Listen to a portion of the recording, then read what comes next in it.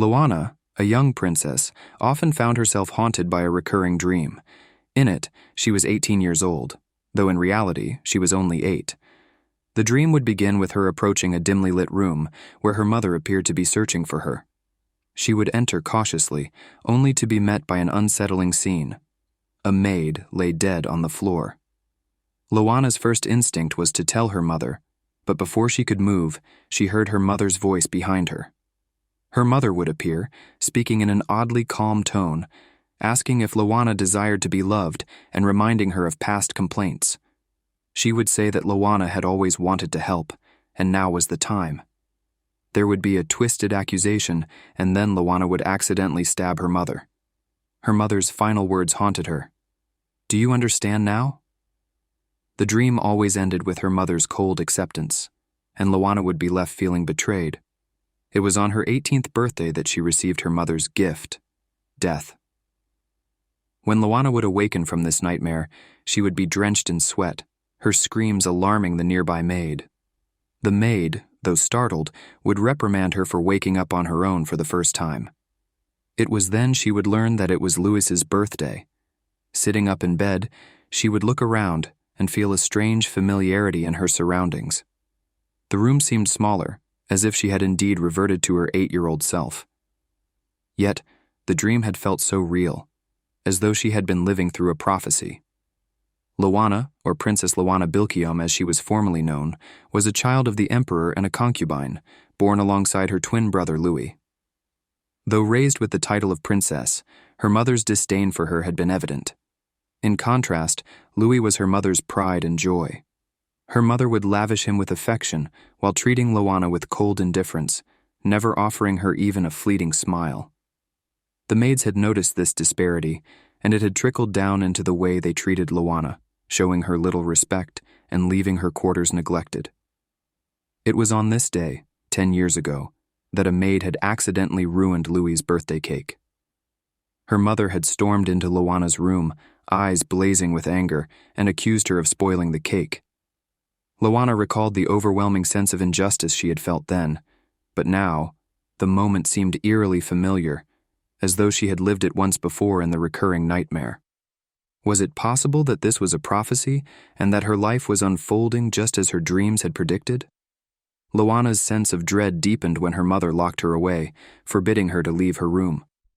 Days passed, and hunger gnawed at her. She could barely recall all the dreams she had endured, but one thing was clear. There was an unsettling pattern.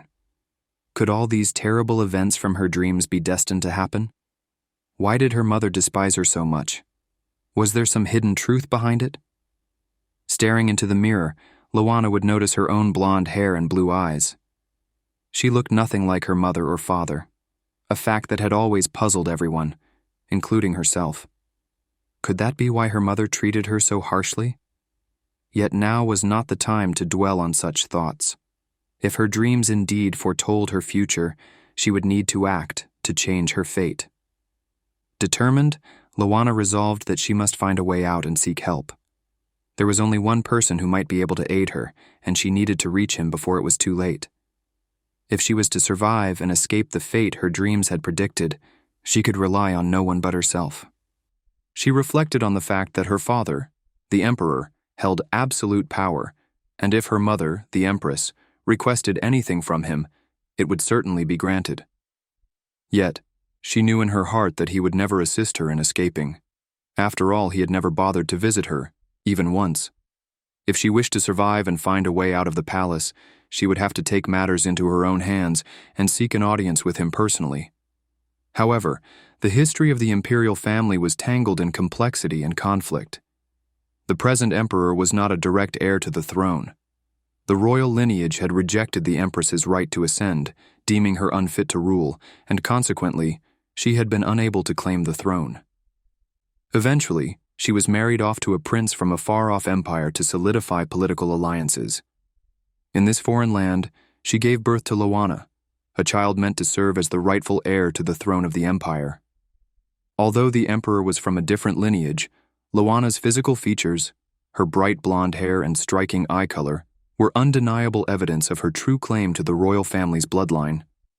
She was certain that if the Empress, her mother, saw her, there would be no question of her legitimacy.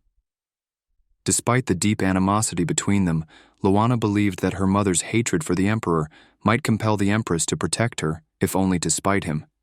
In a twisted turn of fate, the woman who loathed her might be the one who could ultimately save her. Loana's thoughts were interrupted as she reached the door to leave her room, only to find it tightly locked. She hesitated, feeling a sense of desperation rise within her. "What should I do now?" she thought, considering her options. It was clear that she needed to find the Empress if there was any hope of securing her future. With that thought, she decided to try drawing attention. She pounded on the door with both fists and shouted for anyone to hear, hoping to attract someone's notice. "Is anyone there?" she cried, her voice echoing down the empty corridor. "Can anyone hear me?" After a few moments, there was a faint creaking sound, and to Loana's surprise, the door slowly swung open on its own. She immediately grew suspicious. Could this be a trap set by my mother? She wondered, her instincts telling her to proceed with caution. She quickly stepped back and concealed herself behind the heavy curtains that hung near the entrance. As she peered out from her hiding place, she saw a few servants walking past, speaking in hushed tones. Their footsteps echoed down the hall as they unknowingly walked right by her. Breathing a sigh of relief, Loana noticed that the curtains she was hiding behind were thick with dust and cobwebs, clearly neglected and unclean. The thought struck her that if she emerged now, her golden hair would instantly draw attention. She needed a disguise. Without hesitation, she tore down the curtain and wrapped it around herself, covering her hair and shoulders. The coarse fabric scratched at her skin, but it was a necessary discomfort for the sake of her safety. Quietly, she slipped out of her room and ventured into the palace corridors, now shrouded in the faded fabric. The palace seemed vast and unfamiliar as Loana wandered through it. Though she had lived there for some time, this was the first occasion she had ventured outside her room unescorted. She had always been accompanied by her mother whenever she left, and now, without guidance, she felt a mixture of fear and exhilaration. She wound her way through the grand halls and into the gardens, the lush greenery spreading out before her like an uncharted territory. As she moved deeper into the garden, a growing sense of unease crept over her. It was as though a pair of unseen eyes were watching her every step. Am I being followed, or is it just my imagination? She thought, trying to dismiss the feeling. The soft breeze carried with it the sweet scent of flowers, their fragrance growing stronger as she moved forward. Loana recognized the familiar aroma. It reminded her of times when her mother would sit in the royal garden, surrounded by blooms. I know this scent, she thought, slowing her pace. The closer she got, the more she wondered if her mother was nearby. The idea of her being so close stirred mixed emotions within her, fear, hope, and uncertainty all at once. Just then, a voice broke through her thoughts coming from behind her. It spoke with a hint of amusement, warning her that she seemed to be headed in the wrong direction. The words made her freeze in her tracks. Her first instinct was to believe that it was her mother, somehow appearing when she least expected it. The scent of the flowers seemed to grow thicker in the air, almost overwhelming her senses, and for a moment, she feared she had walked straight into a trap. But before she could turn around, a firm hand suddenly clamped over her mouth, stifling any sound she might have made. Panic surged through her, and she struggled to break free. A boy's voice whispered into her ear, cautioning her to remain calm and still. He spoke with a quiet authority, his grip unyielding as he kept her restrained. Do not move, and do not make a sound, he instructed, his tone both reassuring and commanding. As she struggled to understand the situation, memories of her twin brother Louis surfaced. He had always been their mother's favorite, and she recalled a moment when he had admired a garden of roses. Their mother had lovingly told him, "All these roses are for you. You are the main character in this place." Loana, in contrast, had never received such affection from her mother. She had longed for love and attention, but it seemed reserved only for Louis. The boy apologized, sensing that he had frightened her. He acknowledged that the nights were bothersome and assured her he was only trying to help her escape unnoticed. Loana found herself wondering who he was. His face seemed familiar, yet she couldn't place him. He encouraged her to breathe deeply, assuring her that it would help her feel better. The boy mentioned that he had seen her before the knights did, which made Luana more curious. She couldn't shake the feeling that she had encountered him somewhere before, perhaps even in a dream. As she contemplated the possibility, she began to suspect that it could be connected to a prophecy she had once heard. When she asked about his connection to the knights, he replied that although he wasn't unfamiliar with the palace, he was there as a guest at the second prince's party, attending with his father. The boy admitted that he had been instructed to befriend the prince, though he found the task tiresome and would not have come if not for the empress's orders. He had hoped to meet the princess, but had been unable to find her. Luana, realizing that she was still wearing a cloak to avoid detection, asked why he was searching for the princess. He explained that since the empress had invited all the nobles, the princess was expected to attend. He added that when noble girls reached the age of 8, they began participating in courtly events. It was the princess's 8th birthday, and she would likely appear to receive well wishes. Luana was taken aback by this revelation. She had remembered it as the prince's birthday, not realizing it was also her own. The connection to Louis's birthday had overshadowed her awareness of her own celebration. It dawned on her that if people were there to congratulate him, then some had come for her as well. The boy noticed Luana's expression and asked if it was also her birthday. Luana's shock was apparent as she involuntarily confirmed it. The boy mentioned that he had planned to present a gift to the princess, but seeing that fate had brought it to Luana instead, decided to give it to her. He gently placed a bracelet on her wrist, explaining that although it was intended for the princess, he was content with giving it to Luana since it was her birthday as well. He expressed regret that he could not meet the princess but wished her well nonetheless. Luana accepted the bracelet, still processing everything that had happened. She thanked him, her mind racing with thoughts about the gift. Did he know more than he let on? The boy turned to leave, advising her to go inside before catching a cold. As he departed, Luana noticed a small detail. His shirt button bore a flower on a shield. She wondered which noble family he belonged to. As the boy's figure faded into the distance, Luana found herself thinking about him with a sense of admiration. It was rare to encounter someone who treated her with such kindness and understanding. She resolved that once she had secured the Empress's favor, she would seek him out. They would undoubtedly meet again. Princess 4. In a secluded corner of the palace garden, 2 men were discussing a matter of importance. One of them remarked to the other that Loudon Pilkium, the Empress's son, should attend the upcoming birthday celebration for his younger siblings. Even nobles don't disregard such events as you do, the man pointed out. But Loudon dismissed the suggestion, asserting that he was the only prince who mattered. In his view, the younger prince and princess held titles in name only, lacking true legitimacy. His disdain for them, he explained, stemmed from his deep resentment towards their mother Liliana, who had drastically changed the emperor. Loudon reflected bitterly on how the emperor had become infatuated with Liliana, abandoning the empress and the duties of the empire. Since moving into a private palace with Liliana, the emperor had grown distant and indifferent to Loudon, leaving him with a painful sense of loss. The father he once adored had been stolen from him, and that sorrow had naturally turned into hatred for Liliana and her children. The other man then mentioned that the young princess was rumored to possess blonde hair and blue eyes, traits associated with the imperial family. Loudon dismissed the notion as baseless gossip, remarking that while the emperor had pale blue eyes, his hair was a mundane brown, and Liliana herself was nothing like the royal lineage. Loudon's thoughts then turned to a long-standing issue, the law that prevented women from inheriting the throne, a policy enacted by the first emperor. He lamented how the empress, despite being more capable of leading the empire, was limited to merely overseeing state affairs because of her gender. The law had caused considerable suffering, and though Loudon felt powerless to change it now, he vowed to abolish it once he became emperor. Their conversation was interrupted when they noticed a rustling in the nearby bushes. To their astonishment, a young girl emerged. It was Luana, who appeared startled upon seeing Loudon.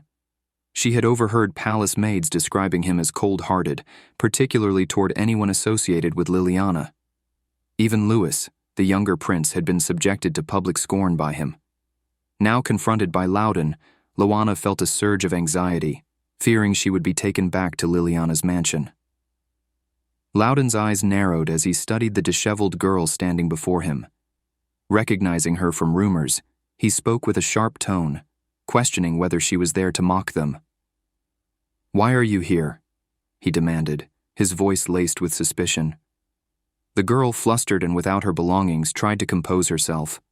Loudon's companion observed that her appearance was unbefitting of a princess. Her clothes were in disarray, and she appeared frightened, as though someone had been pursuing her. When Luana finally managed to speak, she expressed a desperate wish to meet the Empress. Loudon, however, saw no reason for such a meeting to take place. He was adamant that she had no right to see the Empress. His companion, showing a degree of compassion, reproached Loudon for his harshness toward a mere child. "You say her mother was abusive to her," the man noted with concern. "Yet here she stands, alone and vulnerable." Before Luana could respond, her legs wobbled, and she whispered faintly about being hungry before collapsing. The other man urged that a doctor be summoned at once, but Loudon suggested taking her to Liliana's mansion instead. "She is Liliana's daughter. I owe her no favors," he said indifferently. His companion, exasperated by Loudon's stubbornness, reminded him that the girl was still his younger sister and urged him to act with some decency.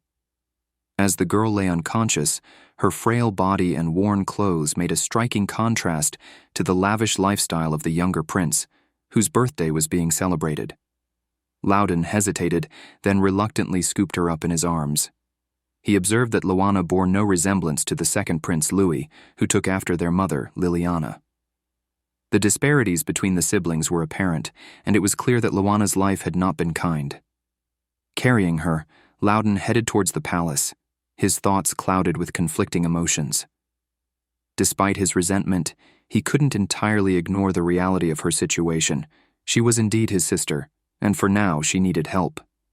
A woman noticing the young girl asked who she was. The prince responded that she was Liliana's daughter, to which the woman remarked in disbelief, "She doesn't resemble Liliana at all." The prince, with a hint of irritation, replied that she was now trying to compliment the girl's appearance. The woman conceded, commenting that Luana was indeed lovely, but added that they couldn't blame a child for the past misfortunes caused by her mother. The prince, however, found it hard to suppress his disdain, feeling revolted just by having Liliana's daughter before him. At that moment Adam entered, accompanied by a doctor. The doctor immediately examined Luana, observing numerous scars on her body and diagnosing malnutrition. He prescribed an ointment for the scars, assuring that with proper nutrition, she would recover swiftly. The prince, visibly concerned, demanded to know how a child in the imperial family could have suffered such neglect. The doctor, noticing the resemblance in hair color between Luana and the prince, began to suspect a secret. His suspicions deepened as he remarked that the girl bore a striking likeness to the late crown prince. When the doctor suggested informing the empress, the prince admitted that she was unaware of Luana's existence, fearing that news of the child might reopen old wounds related to her lost daughter. Adam then inquired about Luana's development, and the doctor noted that, for a girl of 4 or 5, her condition was normal. This prompted the prince to exclaim that Luana was, in fact, 8 years old, shocking the doctor, who wondered how an 8-year-old could appear so young. The misunderstanding was quickly clarified by Adam, who explained that Luana was not the crown prince's daughter, but his sister, Liliana's child. The doctor questioned the quality of care she had received, noting her small stature and signs of neglect.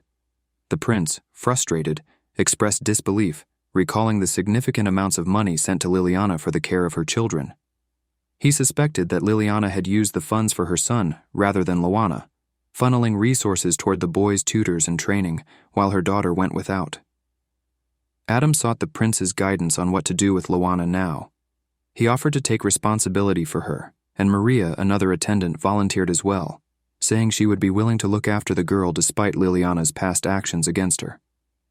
The prince, contemplating the situation, decided to leave the matter to the empress, though he privately considered Maria a suitable caretaker for Luana. However, the prince still harbored concerns about Liliana's household. He ordered Adam to instruct Vincent to investigate the courtesan's mansion to uncover what had transpired there. He briefly considered informing the Empress about Loana, but then dismissed the thought, fearing it might only remind her of the daughter she lost soon after birth. Adam suggested that perhaps Loana could bring some comfort to the Empress, potentially diverting her attention from other concerns. The prince, though, remained skeptical, remarking that Liliana's ambition to elevate her position by using her daughter was nothing but a foolish dream. Adam, attempting to reassure him, remarked that Loana's presence might not be a burden after all. When Loana awoke, she found herself lying in an incredibly soft bed. As she regained consciousness, a wave of confusion washed over her, and she wondered where she was. As she took in her surroundings, she realized the room was beautifully decorated, far more luxurious than she had expected. It was a relief. If her mother had captured her, she certainly wouldn't have been given such comfort. Stepping down from the bed, Loana slipped into the soft, fluffy slippers by her feet, wondering whose room this could be. It was clearly not meant for an ordinary person. As memories of the previous day flickered in her mind, she vaguely recalled glimpsing a crown before losing consciousness. Stepping out of the room, Loana was struck by the grandeur of the surroundings, which felt far too royal for the situation she thought she was in. She caught a glimpse of herself in a mirror and noticed that her clothes had been changed. Just then, a voice startled her, causing her to stumble backward. Before she could fall, she was caught by a young man who immediately instructed, "Do not frighten her, Maria." The voice belonged to the Crown Prince's maid, who quickly apologized and assured that she would look after Loana, referring to her as "Your Imperial Highness." Loana was bewildered. Was she truly being taken care of by the Crown Prince's personal maid? A sudden suspicion arose. Had the prince abducted her to keep her safe from her mother? When Loana looked up at him again, she felt her legs give way, and she collapsed once more. The prince, with a hint of concern, asked Maria what was wrong, to which Maria responded that Loana seemed too weak to stand. Desperate, Loana clutched at the prince's sleeve, pleading for him to save her. He, taken aback, sat down beside her with a calm demeanor, explaining that he had not meant to frighten her. Loana found herself wondering how the Crown Prince, who was known for his stern reputation, could now be speaking so gently. Picking her up in his arms, he suggested they get some food, asking if there was anything in particular she wished to eat. Loana hesitated, thinking about a taste she had dreamt of, something sweet. When she mentioned this, the prince asked if she would like some dessert. Although uncertain about what exactly she craved, she could only recall the sweet flavor from her dream. He reassured her that she could have whatever she wanted once she was feeling better, but suggested that they start with some soup for now. Carrying her effortlessly, the prince opened the dining room door with his foot and set her down on a chair that seemed far too large for her. When he questioned the choice of chair, Maria explained that it had been prepared according to Loana's age. The prince then asked her to arrange for a taller one next time. He lifted Loana onto his lap and began feeding her the warm soup himself. The first taste surprised her. It was rich, fresh, and more delicious than anything she had ever had before. "It's a nourishing soup," the prince remarked, "one that children don't usually enjoy, but you should eat it to regain your strength." Loana, finding the warmth of the soup comforting, shyly asked if she could have a little more. The prince was momentarily surprised by how quickly she had finished, but he assured her it was no trouble and ordered another serving. He couldn't help but feel a pang of sadness as he thought about how an ordinary dish like vegetable soup seemed like a luxury to her. He turned to Maria, suggesting that warm cocoa would make a good sweet treat for Loana, to which Maria agreed. The prince then promised Loana that she would have some cocoa the next day, even teaching her how to make a pinky promise. As he did so, Loana couldn't help but think that the prince, despite his fearsome reputation, had a surprisingly kind side. For his part, the prince found himself puzzled by the emotions stirring within him. Though he barely knew her, there was a faint yet persistent worry gnawing at him. Was it because she seemed so fragile? Or was there something else about this young girl that he found himself inexplicably drawn to? Her well-being mattered to him more than he cared to admit. The prince lifted Loana once again, but she insisted that she could walk on her own. As they continued, she quietly thought of escaping before he could take her to her mother. Her real destination was the Empress, and she suggested to the prince that if he simply told her the way, she could find the palace herself. However, the prince had already seen Luana's living conditions while she had been unconscious. It had been less a palace and more a prison, an unfit place for a member of the royal family. He dismissed her suggestion with a warning to keep quiet if she intended to call such a place a palace. He then led Luana to a well-furnished room, explaining that it would be hers from now on. A maid named Maria informed her that she had done her best to decorate the room. Luana was taken aback. She could hardly believe that such a space was meant for her. The prince introduced himself, revealing, "You must realize who I am. I am Loudon Belkium, your brother. Though our blood is only partly shared, you are still of our imperial family, and I would not be so irresponsible as to leave my little sister alone." He urged her to consider staying, and as he left the room, Luana found herself slowly adjusting to the unexpected kindness. Outside, Loudon encountered his friend Adam, who remarked that Loudon had handled things better than expected. Adam had returned out of concern, fearing complications might arise during the escort mission. Despite his own sick brother waiting for him, Adam had chosen to stay, convinced that Loudon would do well in managing the situation. He couldn't help but tease Loudon, reminding him that he wasn't the type to direct his anger at a helpless child. Weariness overtook Loudon as he sighed and asked to be left alone. Adam, however, had come bearing a gift, a bottle of elven wine, a rare treat gifted by the imperial palace in recognition of past events. As they shared the wine, thoughts of a tragedy surfaced. A ploy by Liliana had led to a disastrous event, causing Adam and Maria to lose their father. It had also robbed Loudon of his mentor. While they drank, Adam reiterated that Luana was now considered Loudon's sister, even if she was also the daughter of their enemy. "Do not let foolish thoughts cloud your mind," he advised. Loudon, determined, whispered that he would indeed avenge his teacher someday. Meanwhile, Luana awoke, feeling anxious about having overslept, and found Maria standing by her side. The maid presented her with a cup of cocoa, explaining that the crown prince had promised it to her the day before and had even arrived early to see to it personally. Maria remarked on how unusual it was to see him act in such a considerate manner. Luana couldn't help but ponder the prince's contradictions. He loathed everything associated with her mother, yet his demeanor toward her was kind. The name Liliana haunted her thoughts, like a shadow she could not escape.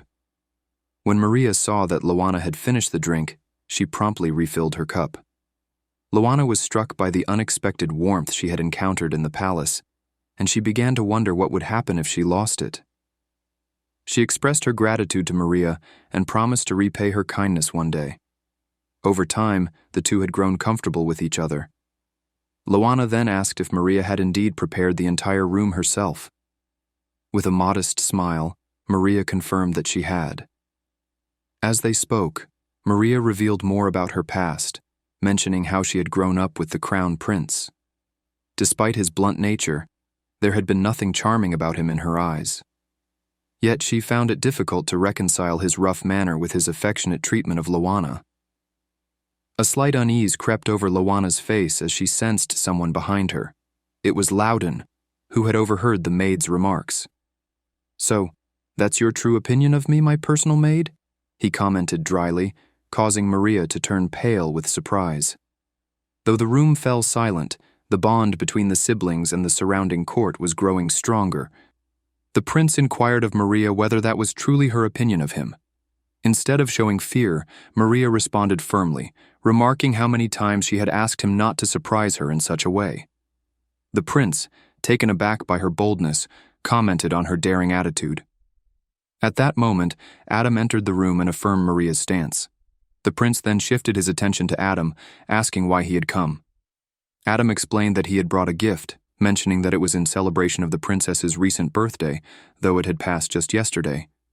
He offered a rabbit teddy bear to the young princess, expressing hope that she would appreciate it.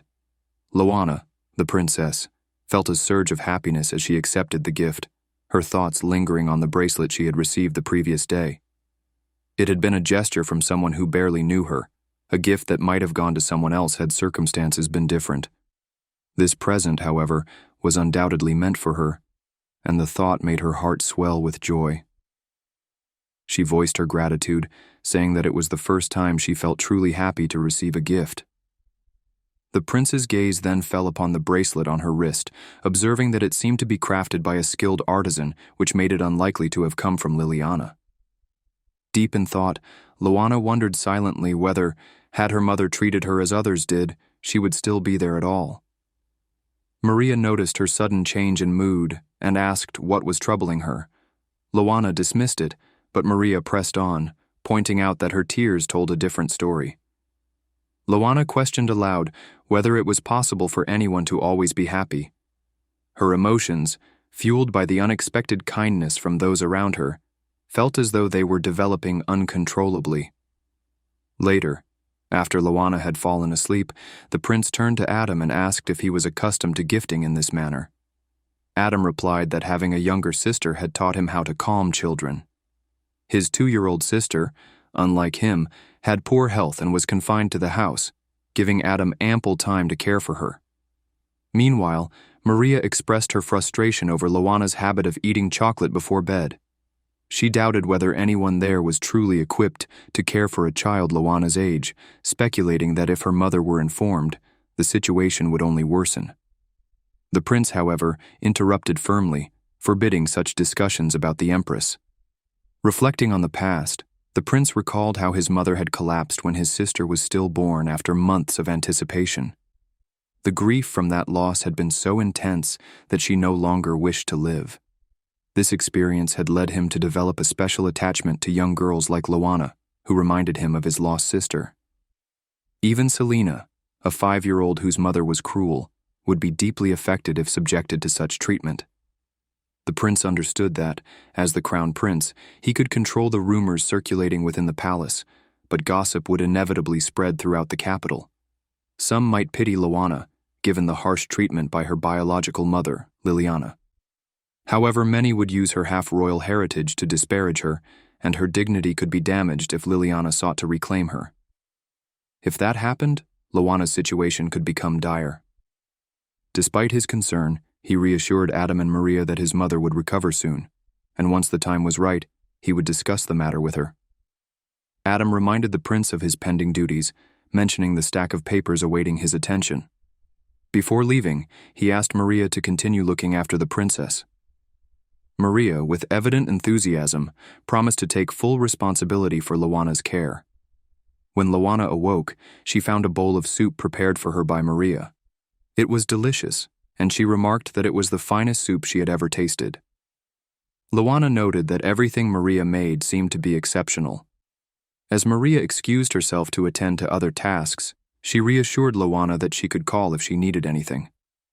Luana glanced at the bell but hesitated, fearing that ringing it might summon someone other than Maria. She recalled how the kitchen staff often eyed her with suspicion, questioning why Liliana's daughter was present. As she lay on the sofa, mulling over these thoughts, she noticed Adam sneaking into the room. He asked whether Maria was around, and upon confirming her absence, he presented Luana with a few chocolates he had hidden in his pocket. It was explained that the prince had been extremely busy in recent days, making it difficult for him to visit, though he had assured that he would make time soon. Gratitude was expressed by Luana, who accepted the chocolates with a gentle smile, appreciating the gesture despite the prince's absence. As she reflected on the situation, thoughts of her mother surfaced.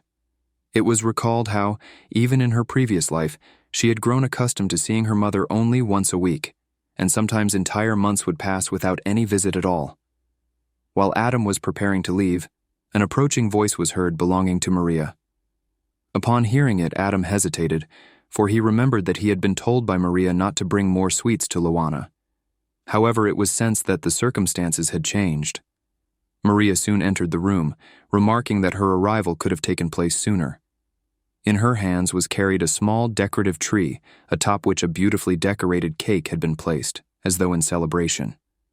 Congratulations were extended to Luana, and it was announced that permission had finally been granted for her to enjoy some snacks. The surprise brought joy to Luana, who found herself delighted by the sight of the cake.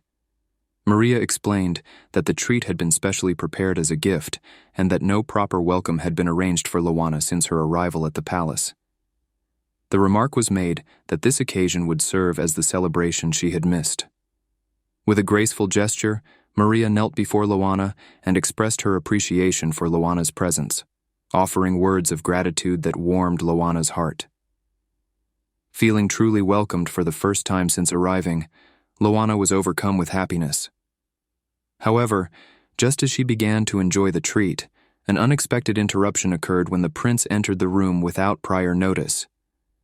His sudden appearance startled Luana, who choked on the food she had just begun to eat. A moment of discomfort was quickly recovered from, and it was suggested by Luana that future entrances should be announced by a knock at the door. The prince, observing her newly found boldness, remarked with some amusement that she had grown quite daring, considering that the palace was his residence and she was merely living in it. Luana's expression did not falter as she replied, noting that her initial impression of the prince had been a favorable one, although recent events had caused her to reconsider that judgment. The prince appeared momentarily taken aback by her response, while Adam, who had been quietly observing, took the opportunity to inquire whether the prince's teasing of Luana was intended to continue. The prince, instead of responding to Adam's query, produced a small, ornate box, which was then handed over to Luana. Inside the box, a gift was found, bringing a delighted smile to Luana's face. Her appreciation was expressed, but it was observed by the prince that her gratitude came easily, as though she could be charmed with the simplest of offerings. Luana was caught off guard by the comment, and in a moment of impulse, remarked that his words were unkind. Regret followed swiftly, for she realized almost immediately that she had spoken thoughtlessly. A worry arose in her mind that such words might prompt the prince to send her back to her mother, and she quickly apologized, confessing that her remark had been made without due consideration. To Luana's relief, the prince appeared unbothered by the incident, his response carrying a light-hearted tone. It was advised by him that she should be mindful not to overindulge, as her recovery was still ongoing. This prompted Luana to reflect on his manner, realizing that although he had often displayed a distant demeanor, he had never truly seemed angry at her, except perhaps during their first encounter. Even then, it had not seemed as though genuine hostility had been present. Feeling curious about the prince's true feelings towards her, a decision was made by Luana to test him. With a hint of playfulness, she remarked that the chocolate cake, though appearing delicious, had been placed too far away for her to reach comfortably. It was wondered by her whether the prince would react with irritation or annoyance. To her surprise, no such response was shown. Instead, the prince walked over to where the cake had been set and picked it up himself. As the cake was handed to Luana, she waited expectantly, her mouth slightly open in anticipation. The prince appeared to realize what was being implied by her gesture, and though a sigh of mild resignation escaped his lips, he did not hesitate further. A piece of the cake was picked up, and it was fed to Luana by the prince's own hand. Those who were present and witnessed the interaction noticed the subtle change in his behavior, recognizing that it reflected a departure from the sternness that had previously defined his character. At the Empress's palace, Adam and the prince were on their way to meet the Empress. As they walked through the castle, Adam questioned the prince about their purpose there. The prince replied that he needed to inform his mother promptly, as several days had already passed since the matter arose. Suddenly a woman appeared, exclaiming, "Your Highness!" She was Countess Chart. She inquired why the prince was at the Empress's palace. The prince informed her that he had come to see his mother, and then asked what had brought her there. The countess explained that the Empress was taking care of her mother. The prince acknowledged this, remarking that while it was indeed her duty to care for her family, his mother's kindness extended to her daughter Selina, whom he considered undeserving. He warned her not to overstep her boundaries. As he walked away, the countess called out, stating that the Empress loved Selina dearly and should treat her as if she were the prince's younger sister. A maid cautioned the countess about speaking too loudly in the palace, but the countess dismissed her, reminding the maid of her place. Inwardly, the countess reflected that, despite the prince's disdain, her daughter remained under the Empress's protection. She was determined to secure a future for Selena within the palace, even if it meant insisting that the Empress officially adopt her as a daughter. Inside the Empress's chambers, the prince found his mother, who welcomed him warmly and inquired about his visit. He stated that he had something important to discuss. The Empress invited him to sit, but his gaze fell on Selena, who was present in the room. The prince requested to speak privately, prompting Selena to rise and ask why she couldn't stay, claiming she was his younger sister. The prince firmly responded that he had only one sister, and although the other girl had left, it did not mean Selena could take her place. He clarified that Selena misunderstood the situation. His mother pitied her, but that did not grant her any claim over the palace or the royal family's future. Selena turned to the Empress, seeking support, but the Empress stated that, although she cared for Selena, the girl had overstepped this time. She then ordered for Selena to be escorted to the Countess and sternly warned her against spreading rumors about the prince's real sister. Once they were alone, the prince resumed the conversation, asking if his mother was ready to hear him out. The Empress encouraged him to continue. The prince reflected on his mother's resilience, likening her to a tree that bent with the wind but did not break. Despite previous objections from the late emperor, the current ruler had once taken the Empress as a concubine, a position she defended vigorously. The prince explained that, a few days prior, he had encountered a girl near Liliana's palace. She had been clothed in rags, her body covered in scars, and appeared malnourished. He added that he had taken her under his protection. Shocked, the Empress asked whether the girl had carried any message or indication of her identity. She admitted that having not visited Liliana's palace for some time, she was unaware of any rumors about Liliana's mistreatment. The Empress expressed her disapproval, chiding the prince for not informing her sooner. He apologized, and she decided that the girl must be seen immediately. The prince assured her that the girl was safe in his palace. They stood to leave, and as they did, the Empress acknowledged that, while she doubted the girl was her own daughter, it was still necessary to meet her in person. Princess 11. The Empress had always been haunted by the memory of her deceased child, a loss that left an unfillable void in her heart. When she first encountered Luana, the daughter of His Majesty's concubine and one of the twins, she had been struck by the uncanny resemblance the girl bore to her late daughter. It was as if time had frozen when Luana's eyes met hers, and her heart seemed to stop. The little girl's innocent smile brought a warmth the Empress had not felt in years. However, she had hesitated to express her affection openly, fearing the spread of rumors. She had deliberately kept her distance. Now, standing before Luana's door, the Empress found herself hesitating again. She had been lingering outside for a while, uncertain if she should enter. Maria, a maid who attended to Luana, approached and inquired if something was wrong. The Empress asked after the girl's well-being, and Maria reassured her that Luana had eaten some sweets and was resting. "She enjoys sweets very much, Your Majesty," Maria added, and the Empress responded that more should be brought for the girl next time. As they spoke, the prince appeared, noticing his mother's reluctance. He asked why she always wore a troubled expression whenever she saw Luana. The Empress offered no answer, silently wrestling with her own thoughts. "Is it right for me to care for this child as if she were my own?" she wondered.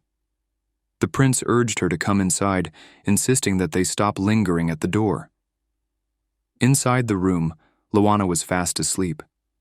The prince remarked on her resemblance to a cat, pointing out how she ate and slept in cycles. "Children her age need plenty of food to grow, especially a princess," Maria commented. When the Empress asked Luana's age, the prince reminded her that the girl had recently turned 8. The Empress found it difficult to believe, noting how small and frail Luana appeared. Regret flickered in her eyes as she thought about the time she had devoted solely to administrative duties, neglecting to visit the child herself. The prince suggested that they leave Luana to rest and attend to other matters. In the office, the Empress reviewed a report with one of the officials, a document detailing the state of the princess's palace. The man seemed taken aback, perhaps by the findings or by the Empress's direct involvement. He stammered an apology, expressing his regret over the mismanagement. The Empress acknowledged her share of the responsibility, admitting that as Empress, the condition of the palace fell under her jurisdiction as well. "It is time for me to take charge of the princess's budget directly," she declared, "and the powers granted to the concubine must be re-examined." The prince noted that the concubine might not take the news well, but the empress was resolute. "If she has grievances, she should bring them to me," she said, her tone unyielding. "Mercy is undeserved for anyone who has brought harm upon my child." As the conversation concluded, a small voice was heard outside the door. It was Luana, speaking to a servant named Adam, saying that she was hungry. The prince stepped out to find her, asking where Maria was and how she had come to be there alone. Luana explained that she had woken up and could not find Maria, so she wandered in search of food. The prince gently picked her up, turning to the empress. "It may be a bit early for dinner," he said, "but shall we eat together now?" The empress agreed, remarking that it would indeed be pleasant to share a meal. Luana was startled to realize that the woman standing before her was the empress herself. She turned toward the empress with a mix of awe and apprehension, wondering why the empress would be there. Though Luana had never felt any direct cruelty from her, she found it hard to believe that such a lofty figure could truly care for someone like herself. As they sat at the dining table, Luana's doubts lingered. The prince had noted that Luana had traveled all this way accompanied by strangers and had expressed a wish to meet his mother. When he first saw her, he had been puzzled by her presence. The empress, observing Luana, wondered aloud whether she was unable to eat because of the prince's presence. The prince responded calmly, saying it was not Luana's discomfort that prevented her from eating. She simply ate very little. Luana thought to herself that resisting the food was impossible, given how delicious it was. Noticing Luana struggling to cut her meat, the prince took it upon himself to help. His unexpected action caused visible surprise in both the empress and the maid Maria. The empress thought to herself that she had never anticipated such kindness from her son. Maria remarked that she had never seen the prince treat a stranger with such warmth. It made the empress question how well she truly knew him, for the prince's attitude towards Luana was markedly different from his coldness towards others like Selina. As she continued to observe Luana, the empress was struck by a sense of familiarity in the girl's appearance, almost as if she resembled someone she had once known, someone lost. Shaking off her thoughts, the empress encouraged everyone to continue eating, though she kept casting curious glances in Luana's direction. When dessert was served, Luana handed her portion to the prince, saying that he could have it. The prince asked why she was giving it to him. The empress teased Luana, asking if she intended to make the empress share her dessert. Luana replied that she did not want the dessert, even though the prince could see through her words. He knew how much she enjoyed food. The empress, now more intrigued, asked the prince if he himself was not hungry. The prince replied that he was not, though Luana then took a spoonful of the dessert and offered it to him, apologizing for having been the only one to indulge in such delicious food. The empress advised the prince to be cautious with his words and to avoid causing any trouble. She asked Adam if Maria usually looked after Luana, and the prince assured her that it was not a significant matter. The empress then surprised everyone by stating that she wished to take Luana with her, believing that the girl would enjoy her company. Luana, startled by the suggestion, silently questioned the empress's motive for wanting to bring her along. Was it to confront her mother? Despite these concerns, she found herself conflicted. Although she had initially felt indifferent towards the prince, Adam, and Maria, she had grown attached to this place, where she felt truly cared for. Noting Luana's hesitation, the empress relented, saying that if Luana preferred to remain there, she would not object. Just then, Manhwa entered the room, requesting the empress's attention on an urgent matter. Luana immediately tensed, suspecting that it might have something to do with her mother. The prince, seeing her unease, gently reminded her that certain matters were for adults to discuss, lifting her and stepping away from the conversation. Luana protested, concerned that the issue involved her mother. The empress then turned to Maria for an explanation. Maria informed her that the maids from Luana's palace had been searching for the girl. The empress asked whether Liliana had given the order for the search, but Maria was uncertain. She only knew that 2 or 3 maids had discreetly looked for Luana. With a thoughtful expression, the empress suggested they wait and see how Liliana would react to the situation. She then changed the topic abruptly, asking Maria about the kind of sweets she preferred.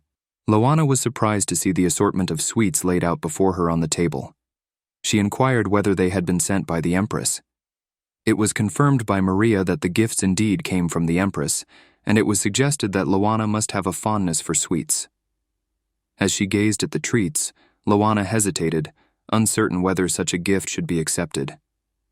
A small box among the sweets drew her attention, and she asked what it contained. It was explained by Maria that the box held a special dessert, one that would dissolve on the tongue with an almost overwhelming sweetness. Curiosity getting the better of her, Loana opened the box and sampled the dessert. As it melted in her mouth, she recalled a similar taste from a dream. But now the sweetness was real and vivid, unlike anything she had tasted before. It became clear to her what had been meant when it was said that the dessert would dissolve so delicately. Loana's reaction was observed by Maria, who noted that the taste was indeed extraordinary, and it was further mentioned that the bottle was made of crystal.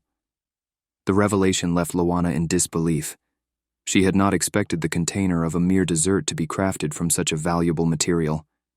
It was assured by Maria that everything offered by the Empress would possess a value far beyond the ordinary. However, despite these assurances, Loana could not dispel her unease. It seemed to her that she had done nothing to earn such kindness, and doubts arose in her mind about whether she deserved it. She confided that the sudden generosity made her uncomfortable, as if the kindness could vanish without warning. Loana's concerns were addressed by Maria, who suggested that it was not unusual for someone of Loana's age to receive gifts without any expectation of giving something in return. Yet, if it would help her feel at ease, expressing gratitude to the Empress was said to be more than enough. As Loana reflected on the kindness also shown by the Crown Prince, it was acknowledged that she felt a deep sense of appreciation for the actions taken on her behalf. Still, she found it difficult to shake the feeling of being unworthy of such gestures. When Loana expressed the belief that she might be resented by the Empress and the Crown Prince, her worries were dismissed. It was pointed out that anyone who met her would be charmed, just as Maria had been. However, Loana could not help but respond that she was merely a princess in name, having nothing of true value to offer. It was observed that, unlike Maria, who was considered highly desirable by many, Loana felt she could give nothing in return for such generosity. Maria, seeing Loana's struggle, assured her that meeting her had been an honor and urged her to have more confidence. It was reminded that despite her doubts, Loana still held a significant position within the empire. Her concerns regarding her mother's history were also dismissed, with Maria stating that Liliana's association had never been officially acknowledged within the imperial lineage. It was emphasized that the Empress held the highest authority and that one day the Crown Prince would inherit the throne. Any worries Loana had about her own standing were considered unnecessary. To further ease her mind, a suggestion was made to prepare a gift of gratitude for the Empress, a batch of cookies. Loana hesitated, wondering if the Empress would even appreciate such a simple offering, but it was confidently suggested by Maria that the Empress would likely enjoy them if they were presented by Loana herself. It was then decided that chocolate chips would be added, as Loana was known to like them, and the cookies would be made so delicious that anyone who tasted them would surely want more. This small act seemed to bring Loana some comfort, as it allowed her to express her thanks in a tangible way. Though modest, the gesture was seen as a genuine expression of her gratitude.